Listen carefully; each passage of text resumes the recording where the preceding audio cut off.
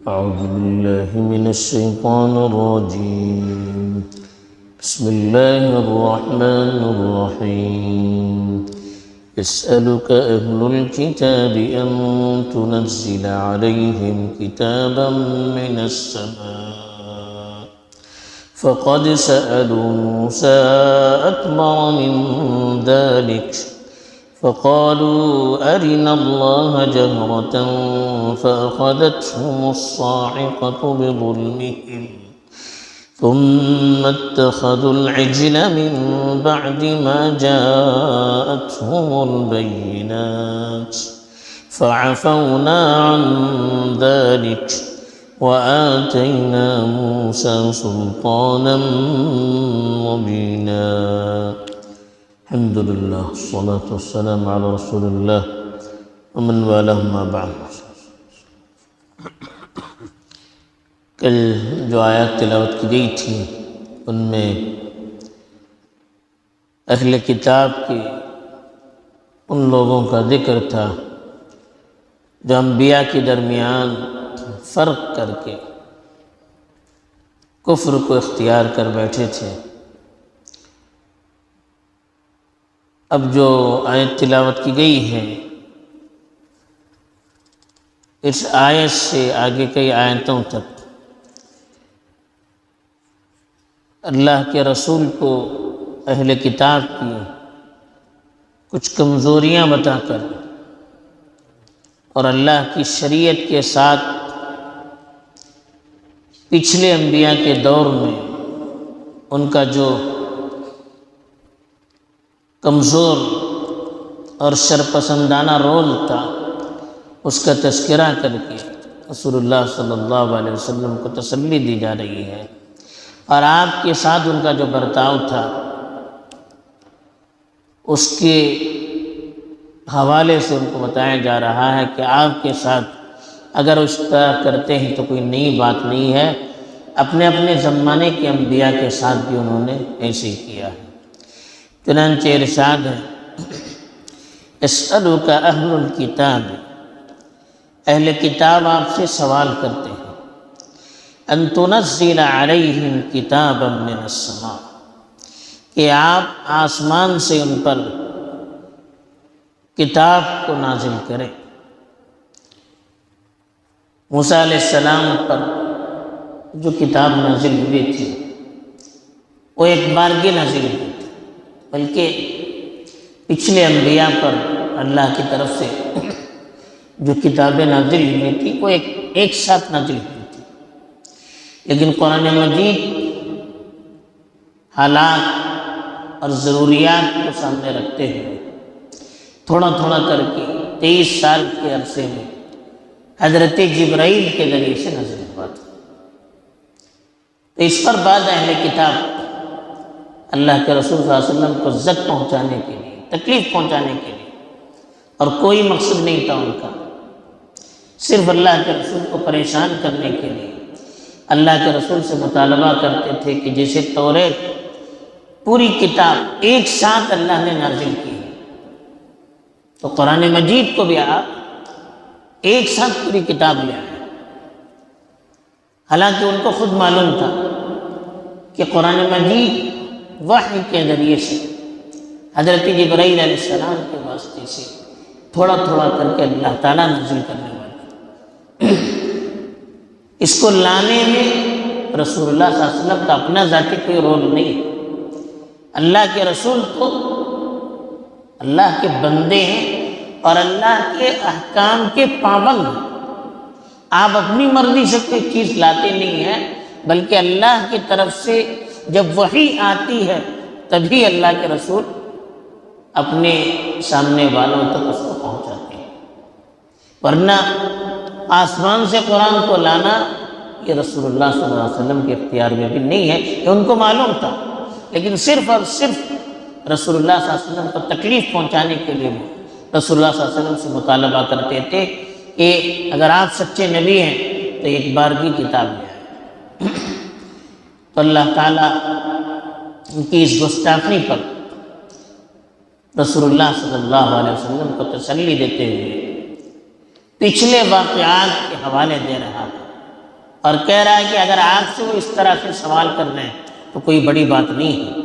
انہوں نے تو اپنے انبیاء کے ساتھ کیا کیا سوال نہ کیا۔ یہ حضرت موسیٰ کا ایک حوالہ دے رہے ہیں، پیچھے سورہ بقرہ میں بھی اس کی تفصیل گزر چکی ہے۔ اللہ کہتے ہیں کہ فَقَدْ سَأَلُوا مُوسَىٰ أَكْبَرَ مِنْ ذَلِكَ، انہوں نے تو موسیٰ سے اس سے بڑھ کر سوال کیا تھا۔ آپ سے جو سوال کیا اس سے بڑھ کر اپنے نبی موسیٰ سے انہوں نے سوال کیا۔ تو جب اپنے انبیاء کو وہ نہیں چھوڑ رہے ہیں تو آپ کو کیوں چھوڑیں گے؟ اپنے انبیاء کو پریشان کرتے آ رہے ہیں تو آپ کو بھی وہ پریشان کریں گے، آپ کو پریشان ہونے کی ضرورت نہیں۔ کیا کہا حضرت موسیٰ سے انہوں نے؟ فَقَالُوا أَرِنَا اللَّهَ جَهْرَةً، انہوں نے کہا کہ ہمیں کھلم کھلا اللہ کا دیدار کرائیے۔ حضرت موسیٰ اپنے ساتھ کچھ لوگوں کو توریت لانے کے لیے کوہ طور پر لے گئے تھے۔ جب کوہ طور پر توریت نازل ہوئی تو حضرت موسیٰ نے کہا یہ اللہ کی کتاب ہے۔ تو ان کے ساتھ جو لوگ تھے انہوں نے کہا کہ ہم مانتے نہیں ہیں، ہم اس وقت مانیں گے جب اللہ تعالیٰ سامنے آ کر کھلم کھلا ہم سے بتائیں گے کہ یہ اللہ کی کتاب ہے، تب ہم ان کو مانیں گے کہ آپ اللہ کے نبی ہیں اور یہ کتاب اللہ کی طرف سے نازل ہوئی ہے۔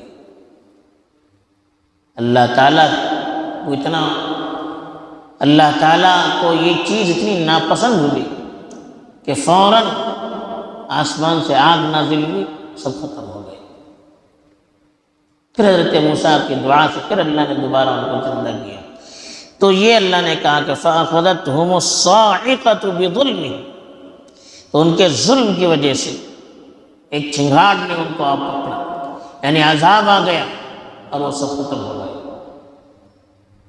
پھر اللہ نے ان کو دوبارہ حضرت موسیٰ کی دعا سے زندہ کیا۔ پھر دوسرا حوالہ دے رہے ہیں ثُمَّ اتَّخَذُوا الْعِجْلَ مِن بَعْدِ مَا جَاءَتْهُمُ الْبَيِّنَاتُ، پھر ان کے پاس کھلم کھلا نشانیاں آنے کے بعد انہوں نے بت پرستی کی، بچھڑے کی پرستش، یعنی جب فرعون کو اللہ نے غرق کر دیا تھا اور ان کے سامنے بہت ساری نشانی آ چکی تھی، حضرت موسیٰ کے عصا کی شکل میں اور فرعون کو غرق کرنے کی صورت میں اور آسمان سے من و سلوہ کے نازل ہونے کی صورت میں اور بہت ساری نشانی اللہ کی طرف سے ان کے پاس آ چکی تھی، جس سے وہ یقین کر چکے تھے کہ حضرت موسیٰ اللہ کے نبی ہیں۔ لیکن جب حضرت موسیٰ اللہ کے ساتھ مناجات کرنے کے لیے 40 دن کے لیے نکلے اور اپنی جگہ پر اپنے بھائی حضرت ہارون کو چھوڑا تو انہوں نے بچھڑے کی پرستش، گائے کے بچے کی انہوں نے پرستش، تو اللہ تعالیٰ کو اتنا غصہ آیا کہ اس کی سزا یہ مقرر کر دی کہ ایک دوسرے کو قتل کر دیں۔ جنہوں نے گوشالہ پرستی کی، بچھڑے کی پرستش کی، وہ آپس میں ایک دوسرے کو قتل کر دیں۔ پھر اللہ نے ان کی توبہ قبول کی تو اسی کو کہا کہ ثم اتخذوا العجل من بعد ما جاءتهم البینات، کھلا ان کے پاس نشانی آنے کے بعد انہوں نے بچھڑے کی پرستش کی، فعفونا عن ذلک، تو ہم نے اس سے بھی ان کو معاف کر دیا۔ اللہ کے نبی کو تسلی دے رہے ہیں کہ آپ ان سے کہیے کہ آپ کے پرکھوں نے اتنی بڑی بڑی غلطیاں کی پھر بھی اللہ نے ان کو معاف کیا، تو آپ اگر میرے ساتھ گستاخی کر رہے ہیں تو اللہ تعالیٰ بڑے مہربان ہیں، آپ بھی توبہ کریں گے، آپ بھی اللہ کی طرف رجوع کریں گے، اللہ تعالیٰ آپ کو بھی معاف کرنے والے ہیں۔ وَآتَيْنَا مُوسَىٰ سُلْطَانًا مُبِينًا، اور ہم نے موسیٰ کو کھلم کھلا حجت اور دلیل عطا کی۔ وہ دلیلیں کیا تھیں؟ وہ بہت سارے وہ معجزات تھے جو کھلم کھلا نظر آتے تھے، جس کی وجہ سے 2 4 کی طرح حضرت موسیٰ کی نبوت ان کے سامنے نکھر کر ظاہر ہو کر آ رہی تھی، پھر بھی ماننے کے لیے تیار نہیں تھے۔